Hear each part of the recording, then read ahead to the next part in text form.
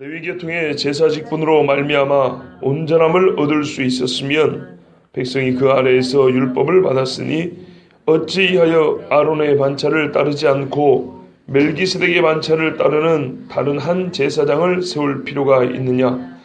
제사 직분이 바뀌어졌은즉 율법도 반드시 바꾸어지리니. 아멘. 자, 이제 본격적으로 아론의 반차를 따른 제사장 직분의 한계와 아론이 아브라함과 함께 멜기세덱의 11조를 바쳤음을 어제까지 지적을 하여서 멜기세덱의 반차를 따른 예수 그리스도의 제사장 직분의 온전함, 오늘 본문의 온전함이라고 했는데 조금 더 정확하면 완전함입니다. 빈틈없이 충만하게 채워진 그 완전함에 대해서 말씀하고 있습니다. 이게 사실 7장의 주제입니다. 레위계통의 제사 직분으로는 제사 드리는 자가 온전함, 완전함에 이를 수가 없었습니다. 레위계통의 제사 직분으로 말미암아 온전함을 얻을 수 있었으면, 만약에 그렇다면 왜 레위계통의 제사장은 그대로 두지 않고 다른 계통의 제사장을 세웠겠냐 이 말이죠. 우리 지금 멜기세덱의 반차를 따른 제사장 말씀하고 있지 않습니까? 그만큼 온전함에 완전함에 문제가 있었다면 부족함이 있었다 이런 말입니다. 이 온전함 또는 완전함이란 뭐냐면 하나님과의 관계에 있어서 객관적이고 법정적이고 뭘까요? 객관적이고 법정적인 그런 문제가 하나님께서 생각하시는 대로 충만하고 만족되어서 그 문제는 이제 끝났다. 더 이상 손댈 필요가 없다. 그런 말입니다. 그러니까 내 개인적으로 느끼는 거 말고요. 누가 봐도 모든 면에서 하나님과 나 사이, 하나님과 인간 사이에 어떠한 문제도 더 이상 손댈 필요가 없이 완전해졌다. 그렇습니다. 말 그대로 완전해졌다는 겁니다. 아무런 부족함이 없다. 흠이 없다. 이런 말입니다. 그래서 이제 더 이상 하나님과 나 사이에는 이 원수진 것이 없습니다. 화평하고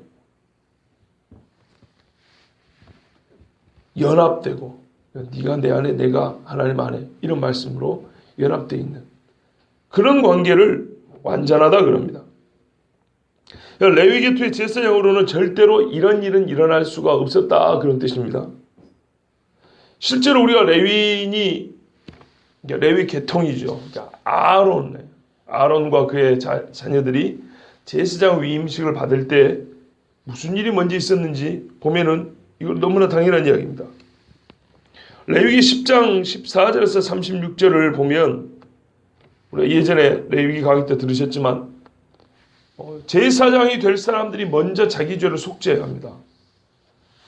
자기가 자기 죄를 속죄 못하니까 제사장보다 앞선 자, 하나님하고 그들 사이에 있었던 모세가 와서 일반 사람들이 끌고 오면 제사장이 안수하고 제사장이 잡는 것처럼 모세가 와서 그 짐승을 잡고 안수를 하고 피를 이런데 귓불이에 밟고 발라주고 엄지손가락, 엄지발가락 이거 발라줬던 거 기억나시죠? 예, 상당히 길게 여기에 나와 있습니다. 소 잡고 막 염소 잡고 양 잡고 막 이래가지고 제사장들을 먼저 속죄합니다. 본인들이 먼저 속죄받아야 될 자가 어떻게 그들의 제사가 사람의 죄를 온전하게 씻을 수 있겠습니까?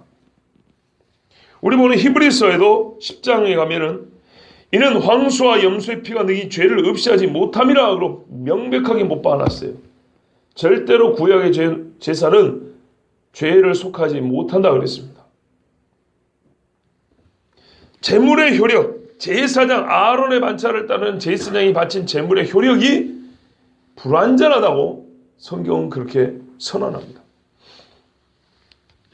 자, 아까 완전함이란 하나님과의 관계에 있어서 객관적이고 법정적인 측면에서 하나의 흠결도 없이 모든 것이 만족되고 끝내진 그 문제가 완전히 끝난 상태라고 그렇게 말했습니다. 이거를 좀 더 구체적으로 말하면 존 오웬 목사가 이거를 7가지로 나눠서 온전함이 무엇인가? 왜 예수님께서 레위의 반열을 따르지 않고 멜기세덱의 반열을 따라가지고 오시면 됐는가? 이 완전함의 문제에 있어서 그걸 7가지로 나눠서 얘기를 해줬습니다. 훌륭한 말씀에서 한번 제가 읽어드리겠습니다. 첫 번째로는 의에 있어서 예수님은 완전하고 아론은 완전하지 않다고 그랬습니다. 제사장 자신이 그렇지만 그들이 행한 제사 자체가 의에 있어서 결정적인 차이를 보인다는 겁니다. 예수님은 죄로 말미암아 우리가 모든 것이 온전하지 못하게 되지 않습니까? 하나님과 관계에 있어서. 그래서 이 죄의 문제를 완전하게 해결하셔서 하나님 앞에서 우리가 의로움으로 의롭다하게 드러나는데 전혀 문제가 없게 하셨습니다. 그래서 우리가 예수 믿으면은 하나님 앞에 뭐예요? 의의 옷을 덧입는다 그러죠. 근데 우리 속에 거 보이지 않습니다. 이게 로마서가 강변하고 있는 주제입니다. 두 번째로는요. 멜기세덱이 의의 왕이요 그 다음에 평화의 왕이라고 며칠 전에 봤습니다. 이 순서는 매우 중요하다고 했습니다. 성경 곳곳에서 아니요 모든 곳에서 평화가 의보다 앞서는 곳은 없다고 그랬습니다. 몇 주 전에 들은 로마서 5장 말씀에도 그러지 않습니까? 우리가 예수 그리스도를 말미암아 하나님 앞에 의롭다함을 얻었은즉 이제는 하나님과 화평을 누리느니라. 이게 로마서 5장 1절 2절 말씀입니다. 골로새 1장 20절에도 예수님은 자기 십자가의 피로 우리를 하나님과 화평케 하셨다. 이렇게 되어 있습니다. 세 번째는 화평이 됐으니까 하나님 앞에 이제 우리가 나아갈 수 있지 않습니까? 그죠? 우리가 이 앞에서도 봤습니다. 몇 장이더라? 4장인가? 4장 16절에 그러면 우리는 긍휼하심을 받고 때를 따라 돕는 은혜를 얻기 위하여 은혜의 보좌 앞으로 담대히 나갈 것이니라. 이렇게 말씀했어요. 에베소 2장 18절에도 이는 그로 말미암아 우리들이 한 성령에서 아버지께 나감을 얻게 하려 하심이라 그랬어요. 또 우리가 보는 히브리서 10장에도 보면은 예수의 피를 힘입어 성수에 들어갈 담력을 얻었나니 우리가 마음의 뿌림을 받아 양심의 악을 깨닫고 몸을 맑은 물로 씻었으니 참 마음과 온전한 마음으로 하나님께 나아가자. 하나님께 나아갈 수 있습니다. 여러분 제사장이 있을 때, 즉 아론 계열의 제사장이 있을 때는 성소의 뜰까지밖에 못 갑니다. 그 안에 못 들어갑니다.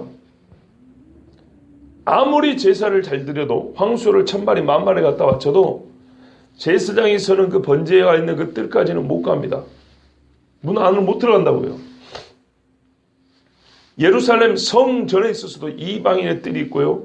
일반적인 사람들이 갈 수 있는 뜰이 있어요. 여기까지밖에 못 갑니다. 각 벽이 있다 그러죠. 4단계가 나눠져 있고 팻말에 붙여져 있고 여기서부터는 제사장만 들어갑니다. 요 안에 못 갑니다. 그러나 예수님으로 말미암아 우리는 온전히 그 속에까지 들어가게 된다 그랬습니다. 네 번째는 자 들어가면은 뭐가 있습니까? 지성소 안에 들어가면 하나님의 법궤가 있지요. 법궤 위에가 그룹이 둘이 있는데 여기가 시은좌라 그랬습니다. 하나님의 은혜가 임하는 보이는 좌소 자리다 이런 말입니다. 그래서 시은소, 시은좌 이렇게 말합니다. 여기에서 하나님께서 내가 너에게 할 말을 이르리라 그랬어요. 하나님의 말씀이 들려지는 곳이 법궤 위입니다. 법궤 안에 하나님의 언약의 말씀이죠. 그 자체가 말씀인데 그때그때마다 주시는 하나님의 말씀은 그 법궤를 담고 있는 궤 위에 그룹이 이렇게 서로 마주 보이는데 여기서 준다 그랬습니다. 그러니까는 성소가 세워진 다음에는 모세가 하나님 말씀 들으러 이 지성소 안으로 들어가잖아요. 여기서 듣고 나옵니다. 자, 우리가요 어젠가 그젠가 말씀드렸죠. 구약에서 주신 말씀들이 신약의 예수 그리스도의 빛으로 말미암아 이렇게 등대가 샥 비춰가지고 어두운 바다 밝혀지듯이 그렇게 보이는 말씀들이 상당히 많다고요. 이른바 이걸 계시의 빛이라고 하면 예수 그리스도 제사장을 통해서 우리가 하나님께서 보여주시고자 했던 여러 가지 뜻이 훤히 보이는 경우가 매우 많습니다. 사실은 성경 전체가 예수님의 빛을 비추지 않고는 제대로 읽혀지지 않고 이해되지 않을 정도입니다. 우리가 지금 보이는 멜기세덱도 마찬가지예요. 아론 제사장도 마찬가지입니다. 아론 제사장도 일반 종교학적으로 보면 세상에 짐승 잡아가지고 제사 지내는 제사장은 넘쳐납니다. 모든 종교에, 고도에. 지금도 있어요. 그러나 그것이 예수님의 십자가를 의미한다는 것은 십자가를 보고 나니까 우리가 알게 되는 거죠. 근데 예수님은 어쩐다고요? 그냥 육체만 자기를 죽인 제사장이 아니라 왕이면서 제사장이라고요.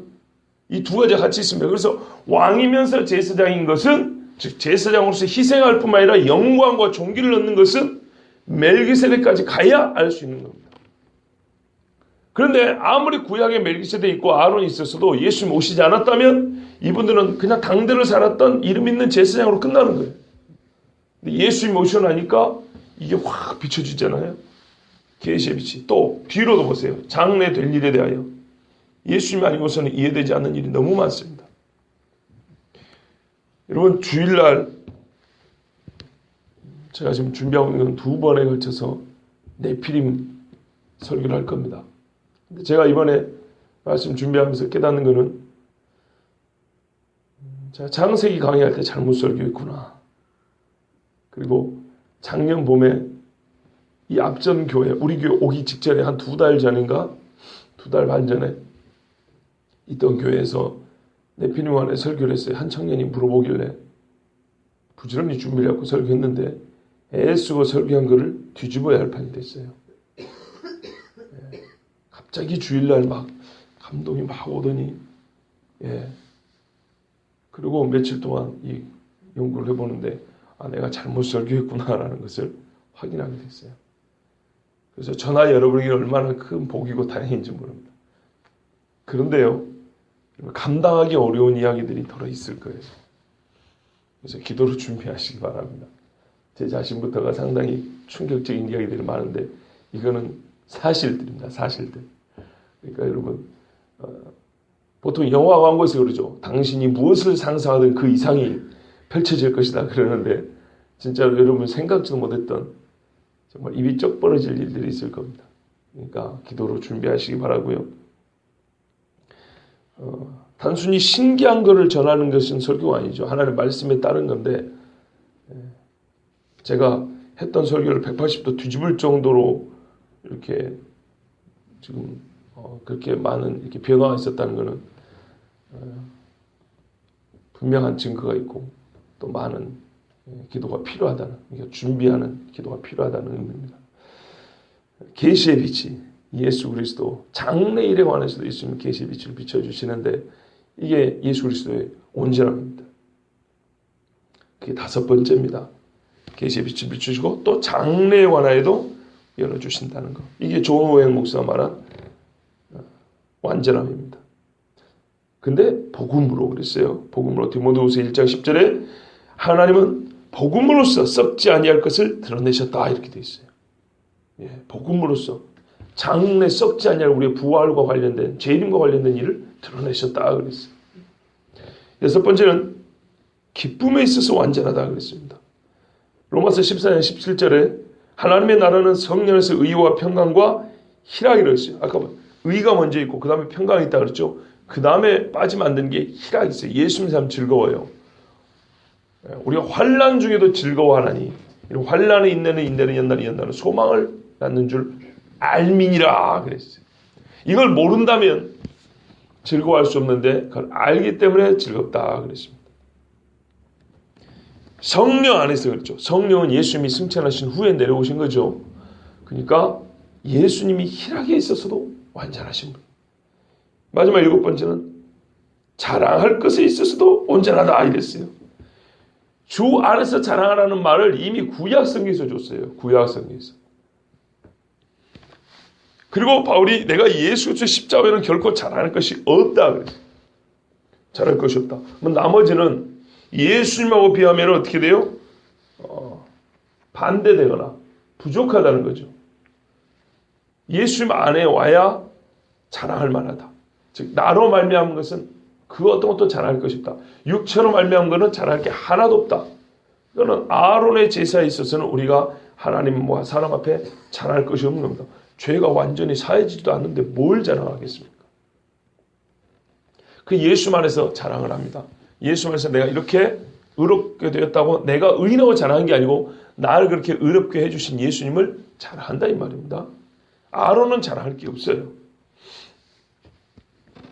제가 레위기 강의하면서 전했던 말씀이 생각납니다. 뭐 속옷을 입히고 반포 속옷을 입히고 겉옷을 입히고 흉패를 두르고 이게 뭡니까 이거 견장도 아니고 뭐지 이거 하여튼 이 이름을 붙이고 여기 관을 쓰고 별의별 짓을 다 해도 하얀 세마포 한 벌 입은 예수님만 못하다 그랬죠. 비교가 안 된다 그랬죠. 붙이고 입혀봐야 그래 봐야 사람이었어요. 근데 예수님은 그까지 없어도 그분 자신이 완벽하게 순결하시고 깨끗하시고 완전한 제사장이기 때문에 우리 죄를 사하신다 그랬던 기억이 있습니다. 그게 완전한 분이십니다. 자, 그래서 우리 참된 그리스도인들은요, 그리스도께서 가져다 주신 이 완전함에 참여하기를 애씁니다. 형식과 의식이 아니라 성령으로 예수님의 제사적 분이 나에게 완전히 이루어질 주도록 완전한 믿음을 주님 앞에 보여드리는 겁니다. 믿음이 아니고서는 우리가 주어질 수 없습니다. 구약에서는 제물을 갖다 바쳐야 됐지만 신약에 예수님 오신 다음에 우리가 그분 앞에 바쳐야 될 건 믿음이에요. 믿음. 자, 만일 예수님이 지금 이루신 이 완전함이 레위 계통의 제사장을 통해서 올 수 있었다면 예수님이 오실 필요가 없었다는 말입니다. 또한 예수님이 오신다 하더라도 아론의 반차를 따랐을 겁니다. 아론이 완전했다면.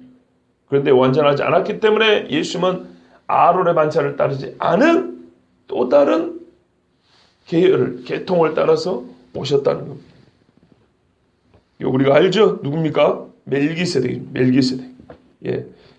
그러면 멜기세덱은 아론보다 낮아야겠습니까? 높아야겠습니까? 높아야겠죠. 그러니까 그 이야기 지금까지 했잖아요. 멜기세덱이 아론보다 훨씬 높다. 아론의 조상 아브라함보다 높다. 그 멜기세덱의 계통을 따른 분이 예수님이다. 그러니 이 예수님이 얼마나 완전하냐는 거죠. 그리고 이미 이거는 알고 있는 사람입니다. 예수님이 완전함을 알고 있는 사람들이 지금 뒤로 물러가려고 하니까 제자리에 있으라고 하면서 지금 가르쳐 주는 거니까 이미 알고 있는 사람들이니까 논리적으로 문제가 안 됩니다. 당신들이 믿고 있는 예수님은 완전한 제사장이다. 어째서 그런가? 구약 한번 펼쳐볼까? 하면서 봐, 아론이 이렇게 돼 있지? 멜기세덱이 이렇게 돼 있지? 그럼 예수님이 누구를 따랐던 거야? 멜기세덱을 따랐다는 거 아니야. 이거는 다윗이 시편 110편에도 이미 말씀해 준 거야. 너는 멜기세덱의 만차를 따른 영원한 제사장이라 이 말씀을 들었다는 거 아니야. 이러면서 이제 강매를 하는 겁니다. 그런데 우리가 읽다 보니까 괄호 부분이 있습니다. 백성이 그의 제사장 체계 안에서 율법을 받았다. 우리 말씀에는 백성이 그 안에서 율법을 받았다 이렇게 되어 있는데요. 이걸 이해가 잘 안 됩니다. 그래서 그 안에서가 뭡니까? 모세입니까? 아론입니까? 아론입니다. 이 말은 아론의 제사 제도가 자리를 잡고 있는 그 세계 아래에서 그런 말입니다. 그 세계 아래에서 율법을 받았다는 거예요. 사실은 순서적으로 보면 좀 다를 수도 있어요. 그러니까 같은 이야기입니다. 율법 시대는 아론의 제사 체계가 지배했고 아론의 제사 체계가 있던 그 시대가 율법 시대라는 거예요. 그러니까 예수님 말하면 율법 아래에서 나셨다 그랬거든요. 아론의 제사 체계에서 예수님이 나셨어요. 나시기는. 그래서 할례 받고 명절에 아버지랑 같이 올라와서 제사 드리고 그랬어요. 언제까지요? 자기가 제사장 직분을 감당하기까지. 분명한데 여러분, 예수님이 태어나셔가지고 다 없어진 거 아닙니다. 예수님이 그 제사장 직분을 자기 몸으로 수행하시고 나서야 휘장이 찢어진 겁니다. 출생 때 찢어진 게 아니고. 그래서 그때까지는 예수님도 똑같이 그 일을 하셨어요. 본인 죄가 없으시지만 그 체계와, 왜냐하면 그 세계가 하나님이 그때까지는 정해놓은 그 체계 아래서 그 세계가 움직였기 때문에 그 하나님의 경륜과 질서를 순종하신 겁니다. 그게 이미 사람의 몸으로 나셨다는 그 자체가 그 세계 안에서 사셨다는 말입니다. 자, 백성이 아론의 제사장 체계 하에서 율법을 받았다 그랬어요. 이게 이스라엘 백성이 하나님의 율법을 받은 것이 바로 온전하지 못한 레위 반차를 따른 제사장들의 체계 아래에 있었다. 아래 일대였다는 겁니다. 여기서 자연스럽게 깨닫는 게 뭡니까? 여러분, 율법을 어디서 받았다고요? 아론의 계열이 제사장일 때. 지금 아론 계열의 제사장이 온전하다고요? 온전하지 않다고요? 온전하지 않다고요. 그러면 덩달아 율법이 온전하다는 얘기입니까? 온전하지 않다는 얘기입니까? 온전하지 않다 얘기죠. 어떤 의미에서요? 율법에는 법 자체가 온전하지 않은 게 아니에요. 하나님이 만약에 보세요. 요만한 목적을 가지고 율법을 주셨다면 율법은 온전해요. 이 목적은 충분히 이루어졌어요.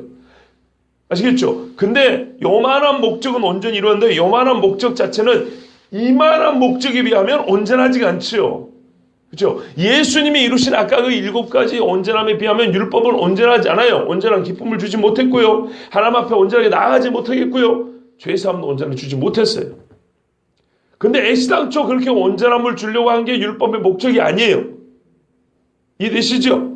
예수 그리스도를 가리키려는 목적을 줬기 때문에 그 목적은 온전하게 이루었어요. 완전하게 이루었어요. 그러나 하나님의 구속의 섭리 안에 있어서는 율법은 한계가 있고 완전하지 않습니다. 그 율법은 온전한 법이 아니에요. 그런데 이 온전한 법이 아닌데 왜 줬습니까? 예, 한계가 있는 그 목적이지만 그게 반드시 있어야 되기 때문이죠. 이거를 로마서가 말해줍니다. 우리가 알거니와 무릇 율법이 말하는 바는 율법 아래 있는 자들에게 말하는 것이니 이는 모든 입을 막고 온 세상으로 하나님의 심판 아래 있게 하려 함이라. 그러므로 율법의 행위로 그의 앞에 의롭다 하심을 얻을 육체가 없나니 율법으로는 죄를 깨달음이니라. 아멘. 자, 보십시오. 아까 예수님은 우리가 하나님 앞에 의롭다 함을 얻게 한다 그랬어요. 여기에 비하면 율법은 죄를 깨닫게만 하기 때문에 온전하지 않죠. 그런데 죄를 깨닫게 하려는 그 목적은 온전하게 이루었어요. 이해되죠? 예. 율법은 거기까지. 깨닫는 데까지. 율법을 하나님께서 모든 사람에게 요구하시는 것이 무엇인지 보여주었어요. 바로 의입니다. 하나님이 요구하는 건 의다는 걸 보여줬어요. 그 율법이 도둑질하지 말라 하지 않았다면 내가 도둑질을 알지 못했으리라. 의를 가르쳐줬어요. 완전한 의를 가르쳐줬어요. 그리고 완전한 의에게 우리가 얼마나 멀리 떨어져 있는지를 가르쳐줬어요. 왜요? 우리는 율법조차도 못 지키거든요. 의를 얻는 도의 초보와 터가 율법이라고 우리가 이미 어디서 들었습니까? 6장에서 들었죠. 6장 1절에서 그리스도 도의 내용이 아니라 그리스도의 도를 받추고 있는 초보가 있고 그 교훈에 터가 있다 그랬어요.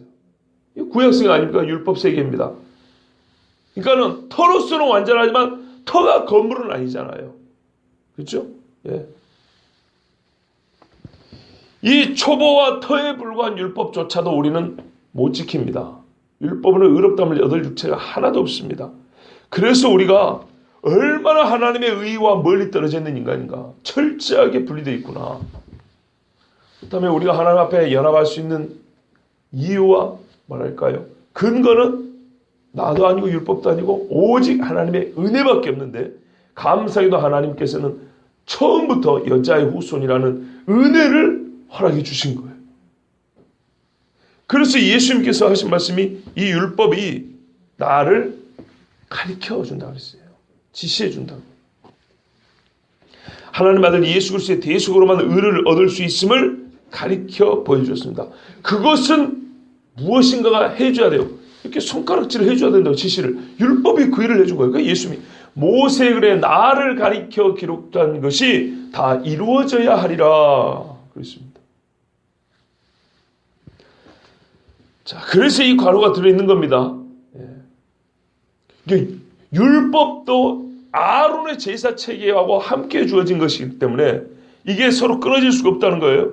근데 만약에 제사 제도가 온전하지 못했다면 그와 함께 생명줄이 이어져 있는 율법도 우리에게는 이 온전함에 관하여는 하나님 앞에서 우리의 온전함에 관하여는 부족하지 않겠느냐 그 이야기죠. 그러니까 논리적으로 뭐가 나옵니까? 12절 말씀 나오죠. 제사 직분이 바뀌어졌은지 아론에서 예수님으로 바뀌었죠. 율법도 반드시 바꿔주리니 말하면 모세에서 예수님으로 바뀐다 이런 말입니다. 그러니까 예수님이 뭐라고요? 너희가 듣기로는 그렇게 들었으나 나는 너에게 이르노니 그렇죠. 그럼 예수님 율법을 부정하는 겁니까? 아니에요. 봐보세요. 율법이 담고 있는 바가 가리키는 바는 여기까지 가리키고 있는데 가리키는 요까지인데 실제적으로 당시 사람들에게 보이는 거는 요만큼 보여준 거예요. 요만큼만 지키고 사는 거예요. 그러나 이 범위 요만큼 보여주지만은 뭐예요? 실제로 율법이 지향하는 목적지는 그 화살표를 더 넓혀서 이까지라는 거예요. 당시 사람들이 행해왔던 거 믿었던 거는 소와 염소를 잡으면 죄사함을 받는다고 생각하는 요만큼 알고 요만큼 행해왔어요. 그러나 그게 모형으로서 실체를 가리키는 건 화살표가 쭉쭉 떠나서 예수님까지 가리키고 있었던 거죠. 이해되시죠? 예. 절기를 지킵니다. 농사지어서 감사 예물 드리는 거다 이렇게 생각했더니 이걸 화살표를 더 밖으로 넓히면 절기는 예수님의 구속을 예표하는 거란 말이에요. 나팔절에 나팔 불고 오십니다. 초실절에 부활하신 것처럼. 그렇죠? 예. 마지막 추수할 때 추수감사절, 추수를 예표하는 겁니다. 그래서 율법이 바뀐다는 거예요. 예.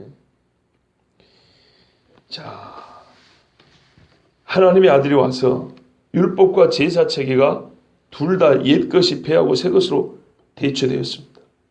본래부터 영구적인 가치가 있었던 게 아니고 일시적인 직분과 법이었기 때문에 온전한 직분과 법이 오면 바뀌는 거죠. 그래서 예수님은 그 법을 새 언약이라 이렇게 불렀어요. 물론 본질은 똑같습니다. 하나님 사랑, 이웃 사랑이라는 본질은 똑같은데요. 예수님 자기 몸으로 세운 새 언약이라고 그랬습니다. 자, 그런데요. 12절이 정말 중요한데요. 제사 직분이 율법에 있어서 핵심이라는 것을 가르쳐줍니다. 봐보세요. 제사가 바뀌었기 때문에 율법이 바뀐다 그랬죠. 율법이 바뀌어서 제사가 바뀐다 그러지 않고. 그러니까 율법의 핵은 뭐냐면 제사제도라는 거예요. 제사제도. 따라서 왜 모세 율법이 예수 그리스도를 가리키는 말씀인지에 대해서도 확실해졌어요. 왜냐하면 율법의 핵심이 제사제도인데 이 제사제도가 지금 바뀌었다는 이야기를 하고 있지 않습니까? 예수님이 아론이 아닌 예수님 제사장이 이 제사를 온전케 했다 그러지 않습니까? 그러니까는 아론이 예수님을 바뀌었기 때문에 율법이 바뀌어야 되는 겁니다.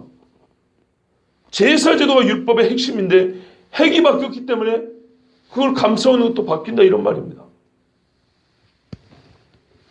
새로운 제사 직분이 성립되었고 따라서 율법은 새 언약으로 대체된 것입니다. 근데 조심해야 됩니다. 아까도 말씀드린 대로 마치 예수님께서 율법과 제사 직분의 무용성을 증명하셨다거나 하나님께서 자기 모순적으로 옛날에 율법과 제사제도 줬던 거를 나의 실수 어떤 옛날에 코미디언 것처럼 내가 잘못 말했는데 2000년 한 1500년 만에 바꾸려니까 미안하네 하면서 이렇게 바꾼 게 아니에요. 하나님께서 후회하고 반성하셔가지고 율법을 다시 거두어주고 예수님을 주신 게 아니에요. 처음부터 하나님의 계획은 아들을 보내는 거였습니다. 여러분, 우리는 지금 멜기세덱의 반차를 따른 예수님을 보고 있다는 걸 잊으면 안 돼요.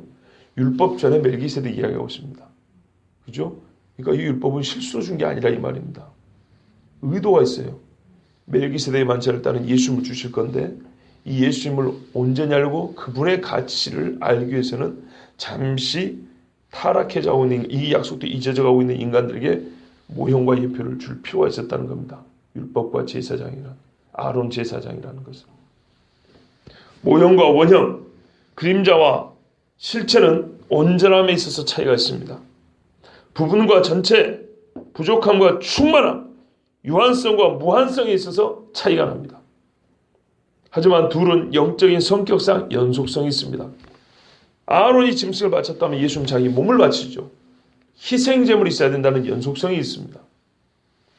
목적과 영적 방향성은 삐뚤어진 게 아니고 직선에 있습니다. 한 선에 있습니다. 옛날에 구약도 부족하지만은 죄사함을 위해서 제물을 바쳤고 예수님도 우리 죄사함을 위해서 제물을 바쳤습니다. 근데 얘는 부족하고 여기는 완전합니다. 그죠? 여기는 유한하고 여기는 무한합니다. 그 효과가. 예표한 실체가 왔기 때문에 불완전한 것을 패하고 완전한 것을 우리에게 주신 것이지 불완전하다고 해서 옛것이 전적으로 부정하다. 뭐랄까요? 정결하지 못하다. 그리고 하나님께서 나는 저걸 몰라 이런 식으로 또 부정한 것은 아닙니다. 자, 오늘 말씀은요, 12절 말씀은 논리적으로 지금까지 논리적으로 당연한 결론이지만은 막상 유대인들이 들었을 때는 엄청난 충격을 받을 이야기입니다. 스데반이 돌에 맞아 죽은 이유가 바로 이것 때문이거든요. 구약을 읊은 다음에 이것이 다 이제는 시간이 종료되었고 예수님을 말미암아 바뀌었다 이 이야기였다고 돌아맞아 준 거란 말이에요. 근데 아주 충격적인 이야기예요. 또 한 가지 예를 들면 바울이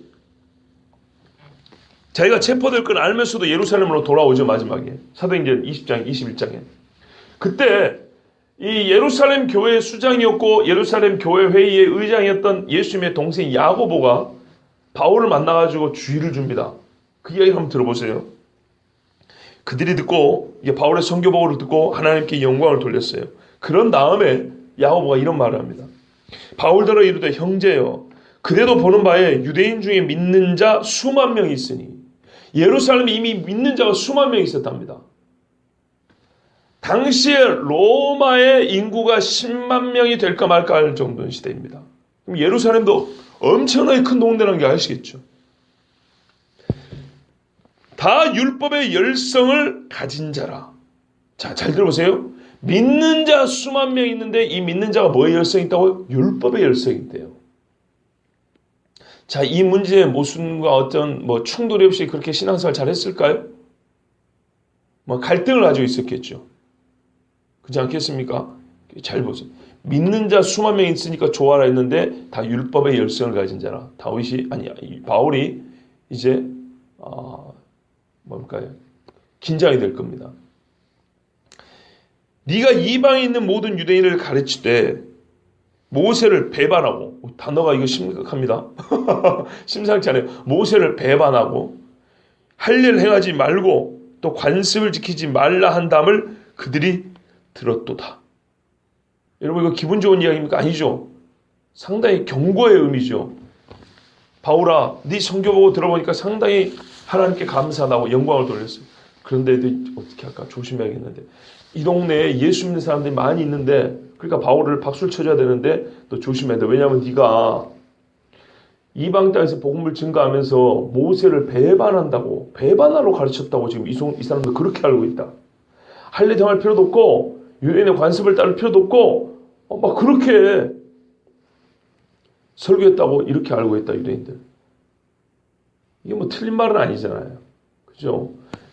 예루살렘 종교회의에서 보면 피채 먹지 말고 목매어 죽은 게 먹지 말고 음행하지 말고 우상 숭배하지 말고 네 가지만 하지 말고 율법의 의식은 지키지 않아도 된다고 회의에서 그렇게 결론을 내렸어요. 바울이 개인적으로 그런 게 아니에요. 여기까지는 문제가 안 돼요. 근데 가장 문제는 보니까 뭐냐면 앞에 모세 율법을 배반하고 모세를 배반한다는 얘기는 율법을 뒤집어 엎는다는 얘기예요. 근데 이런 히브리서의 배경, 우리가 지금까지 듣는 7장까지 이런 이야기를 알고 들으면 문제가 안 되는데 이런 설명과 설교를 듣지 않고 싹 뺀 다음에 그냥 다짜고짜 율법을 배반하라 이렇게 말한다고 들으면 어떻게 돼요? 화가 날까요? 안 날까요? 나지요. 그러니까 예수 믿는 사람들이 또 바울뿐만 아니라 바울에게 복음을 듣는 사람이 이런다고 생각하니까 쫓아온 유대인들이 막 핍박을 했던 거 아닙니까? 그러니까 돌아가려고 했던 거예요. 이런 식으로 오해를 받으니까. 이런 식으로 말씀의 깊이가 없으니까 결론이 뭐야 결론이. 이게 모세율법을 지키라는 얘기야 안 지키라는 얘기야. 이게 안 지켜도 된다는 얘기인데 이게 결론만 말해도 될 얘기가 아니고 됐어 그러면 목 내놔. 이런 거예요 유대인. 대화가 앞뒤가 있고 맥락이 있는 건데 이거 싹 빼놓고 말이죠. 유대인 수만 명이 바울을 죽이기 전에는 물도 안 마시겠다는. 물론 이들은 율법주의자들이 많았죠. 그러면 믿는 자들이 보호를 해줄 만도 하지 않습니까? 그런데 왜 같이 믿는다고 한 사람들을 보호를 안 해줍니까? 이 사람들이 양다리 걸쳐 있는 사람들이었던 거예요. 율법과 복음에 대한 관계를 정확히 몰랐다는 거예요. 율법이 있고 복음이 감싼다는 걸 모르고 둘이 대적 관계를 했다는 거예요. 오늘날 한국교회처럼 말이에요. 제가 우리 교회 왔고 수차례 설교하면서 반복이 뭡니까? 왜 율법과 복음을 싸움시키냐는 거예요. 왜 구약과 복음을 원수만 만드느냐는 거예요. 하나님이 마치 두 분이나 되는 것처럼. 그래서 야고보가 조언을 합니다. 그러면 어찌할꼬 그들이 필요한 그대가 온 것을 들으니 우리가 말하는 이대로 하라. 그들이 들으면 너에게 좋다 좋지 않다? 좋지 않다는 거예요. 분명히 해코지할 거다. 그러니까는 이렇게 해서 오해를 좀 풀었으면 좋겠다. 그게 뭐냐면요. 서원한 네 사람이 우리에게 있으니 자, 이 사람들은 유대인입니다. 중요한 걸 잘 보세요. 사도행전도 보는 눈이 열릴 겁니다. 우리에게 서원한 네 사람이 있다. 나실인이 있다 이 말이 하나님 앞에 특별히.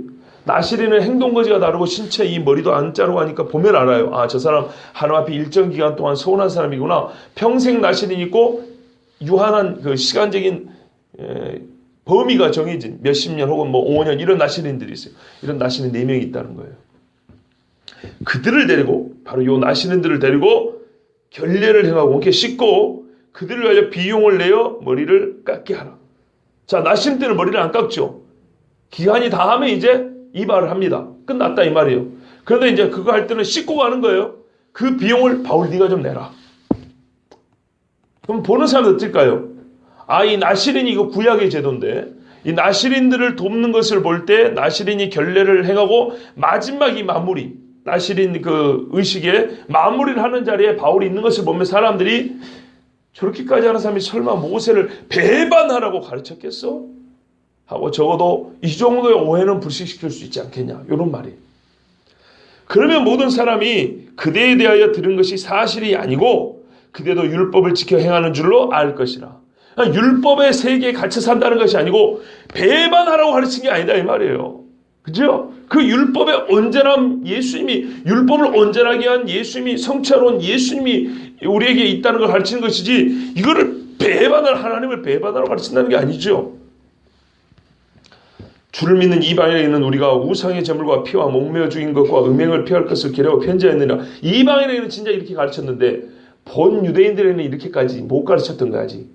워낙에 율법 세계와 구약의 제사 그 제도 안에 이 사람들이 벗어나지 못하고 너무 강하게 붙들고 있었어.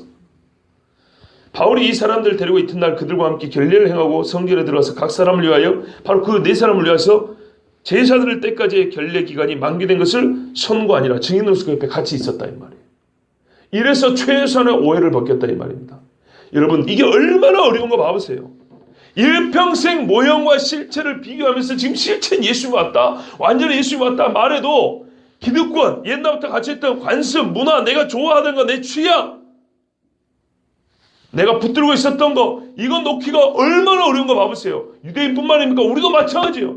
내가 예수를 믿어도 과거에 내가 어떤 사람인데 이건 못 놔요. 내가 지금 붙들고 있는 세상에서 그러는 내 명예를 지키기 위해서 이것만은 붙들고 있어야지. 에? 절대 못 놔요. 참으로 우리에게 더 좋은 것, 곧 구원에 속한 것이 있다고 6장 9절에 이미 말씀했고 7장 좀 있으면 19절에도 더 나은 소망이 있다고. 이 소망이 그리스도 예수를 통하여 우리에게 왔지만은 그리스도를 믿는다는 이 사람들조차도 그 속에 이 참 소망이 파고 들어가기가 얼마나 어렵나 이 말이에요. 진짜 우리도 살면서 얼마나 어렵습니까? 내가 좋아하던 것 예수님과 반대로 알면서도 이거를 바꾸기가 얼마나 어렵습니까? 조선 사람들 제사 바꾸기가 얼마나 어렵습니까? 예? 믿는다고 해도요, 장례치러 하면은 교회에서 오면은 상추 놓고 또 밖에서 다른 사람들 오면 향불 피워놓고 상처를 놓고 절하고 난리를 합니다. 귀신의 상과 하나님의 상을 겸하여 섬긴다. 거짓말 아닙니다. 진짜입니다. 그러면은 유족들이 예수를 안 믿는다고 하면은 이해를 하겠어요. 믿음이 없으니까. 근데 고인은 그렇다 치고 죽어버린 사람이니까 살아있는 유족이 나 교회 다니고 나 교시 직분 받은 사람이에요. 그런데도 문상원 사람들을 얼굴을 볼 때는 그거를 못 이기는 거예요. 그래서 상을 이쪽 차렸다가 이렇게 했다가 저렇게 했다가 유대인만 뭐라 할 게 아니에요. 하나님 앞에 이거는 죄입니다. 죄. 예? 부족하면 이건 죄라고요. 오늘 이 11절 12절 말씀이 주석과도 같은 말씀이기도 하고 또 바울이 이런 상황에 처했을 때 이런 위기 속에서 사역을 했던 바울의 그 마음의 깊은 뭐랄까요 사명감 이름에도 불구하고 그는 어떤 사명의식을 가지고 복음을 전했는가 그것이 고린도후서 3장에 기록이 되어 있더라고요. 오늘 말씀이 주석과도 같기 때문에 제가 고린도후서 3장에 6절부터 18절 읽고 말씀을 마치도록 하겠습니다. 그가 또한 우리를 새 언약의 일꾼 되기에 만족하게 하셨으니 율법 전문으로 하지 아니하고 오직 영으로 함이니 율법 전문은 죽이는 것이요 영은 살리는 것이니라. 돌에 써서 새긴 죽게 하는 율법 전문의 직분도 영광이 있어.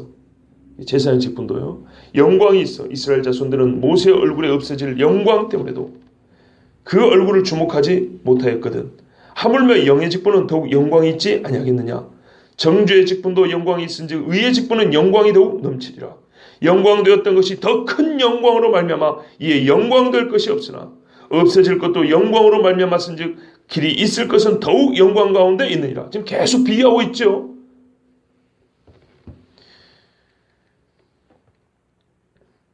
우리가 이 같은 소망이 있으므로 담대히 말하노니 우리는 모세가 이스라엘 자손들에게 장차 없어질 것에 결국을 주목하지 못하게 하려고 수건을 그 얼굴에 쓴 것 같이 아니하노라. 그러나 그들의 마음이 완고하여 오늘까지도 구약을 읽을 때에 그 수건이 벗겨지지 아니하고 있으니 그 수건은 그리스도 안에서 없어질 것이라. 오늘까지 모세의 글을 읽을 때에 수건이 그 마음을 덮었도다. 그러나 언제든지 주께로 돌아가면 그 수건이 벗겨지리라. 주는 영이시니 주의 영이 계신 곳에는 자유가 있느니라. 우리가 다 수건을 벗은 얼굴로 거울을 보는 것 같이 주의 영광을 보매 그와 같은 형상으로 변화하여 영광에서 영광에 이르니 곧 주의 영으로 말미암음이니라. 아멘. 기도하겠습니다.